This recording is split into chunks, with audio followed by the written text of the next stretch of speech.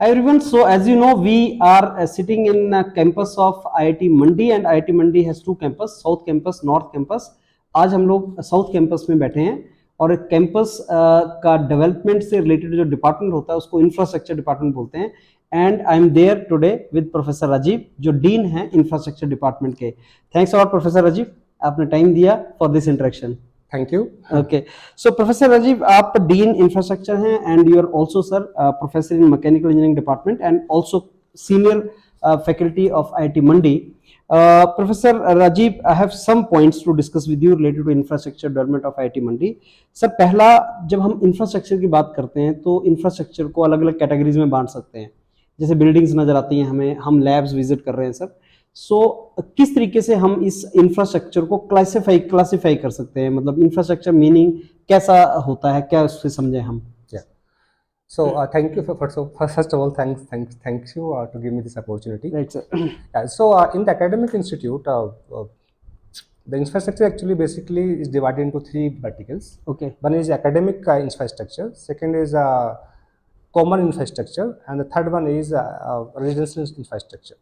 When we say academic infrastructure, that includes all the facilities related to research and teaching. Okay. When we say research and teaching facilities means classrooms, labs, and the faculty offices. Okay.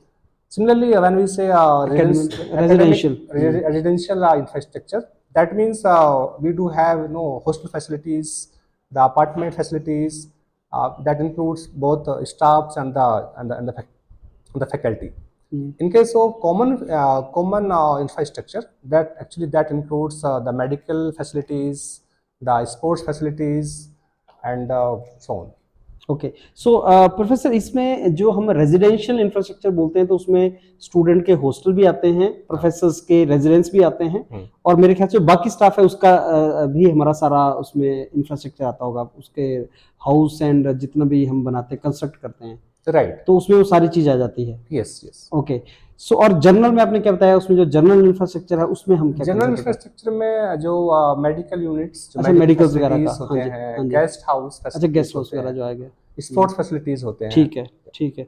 अच्छा, professor Rajiv, जब हम बात करते हैं infrastructure develop करने की तो सबसे पहले जो ग्राउंड वर्क स्टार्ट होता है वो अवेलेबिलिटी ऑफ लैंड से होता है, और आजकल गवर्नमेंट्स को IITs वगैरह क्रिएट करनी है तो एक लैंड प्रोवाइड करनी पड़ती है जो काफी डिफिकल्ट होता है, काफी लैंड रिक्वायर्ड होती है सर.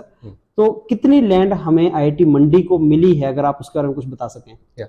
सो IIT मंडी को लैंड मिली है 501 एकर्स. अच्छा. एंड लेकिन जो लैंड हमको मिली है उसमें अधिकांश पार्ट माउंटेनियस है. अच्छा. तो फ्लैट लैंड का पार्ट बहुत कम है.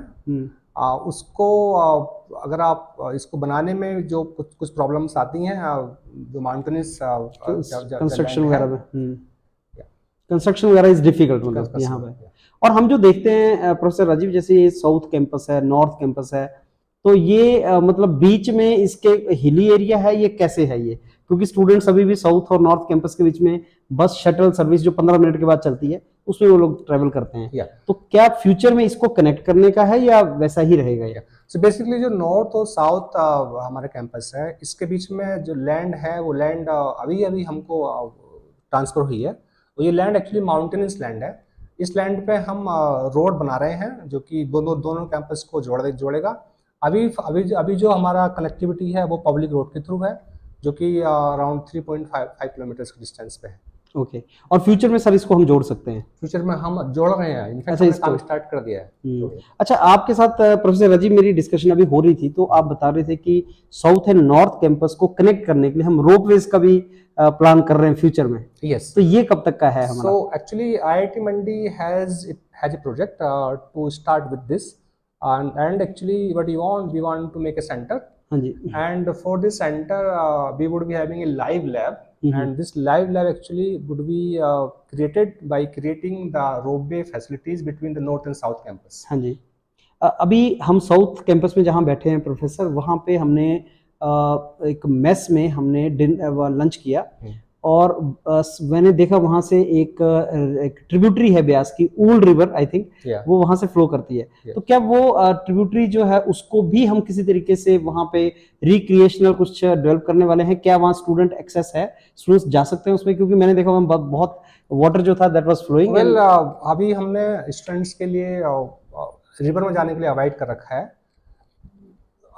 उसका कारण है कि रिवर में कहीं कहीं कहीं काफ़ी काफ़ी डीप है, अच्छा। तो उससे स्टूडेंट्स को प्रॉब्लम कभी कभी हो जाती है, तो हमने स्टूडेंट्स को रिवर Allow जाने नहीं पे किया। अलाउ नहीं कर रखा है। हम्म, लेकिन हमारा फ्यूचर का प्लान है कि we would be having very good landscaping अच्छा। This near this river.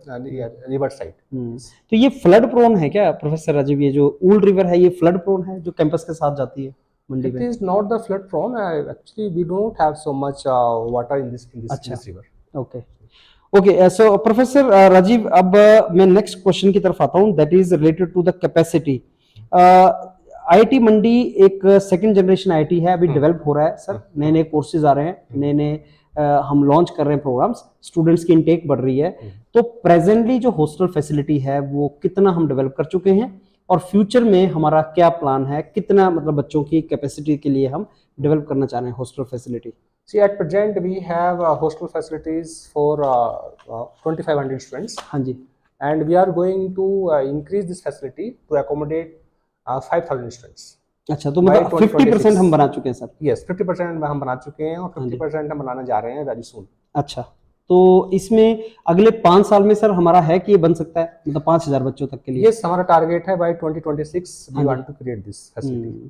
अच्छा, हम लोग अभी प्रेजेंटली जो स्टे कर रहे हैं प्रोफेसर राजीव, वो एक गेस्ट हाउस में स्टे कर रहे हैं, सीवी रमन गेस्ट हाउस, जो नॉर्थ कैंपस में है। Yes. एंड मैंने हॉस्टल वगैरह में विजिट किया तो वो बीटेक वाले स्टूडेंट्स वहाँ पे हैं, और यहाँ पे जो साउथ कैंपस में वो एमटेक के स्टूडेंट्स हैं। तो हमने किस तरीके से हॉस्टल का सेग्रीगेशन किया है कि कहाँ पे पीजी वाले बच्चे हैं, कहाँ यूजी वाले बच्चे हैं, और मैरिड अकोमोडेशन कैसा है, तो किस तरीके से इसका सेग्रीगेशन है?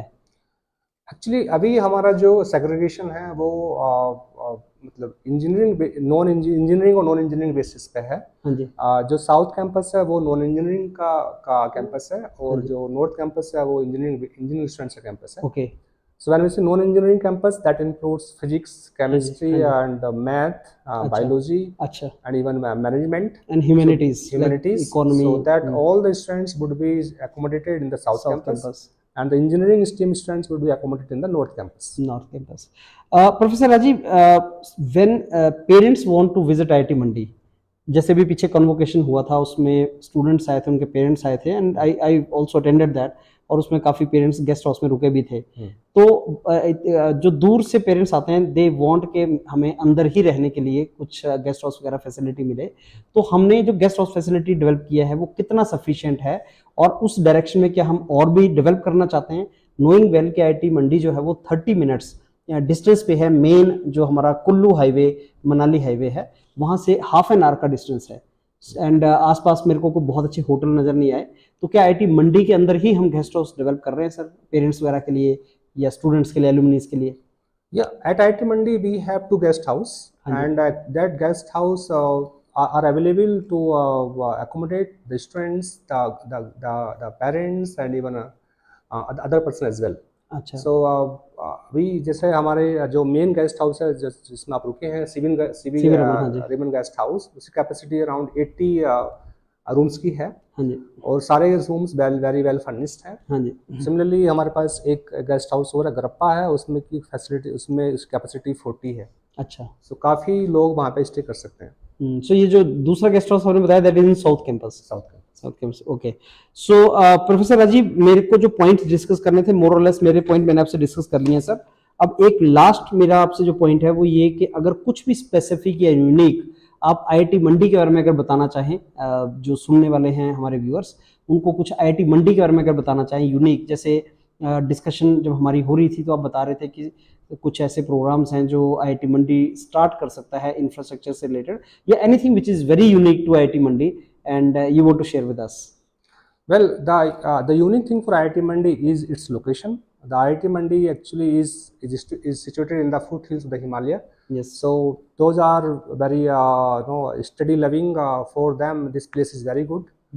And for the future extension at IIT Mandi, we have very good plan. Particularly, we have around 14 research centers that would come here. And this research facilities actually would be in general, anyone can enroll in these facilities. Okay, thanks a lot professor Rajiv, आपने time दिया आज and हमें ये सारी information आपने provide की। बहुत सुंदर कैंपस डेवलप हो रहा है सर आपका। आई congratulate you for that and thanks a lot for your time. Thank you. Thank you.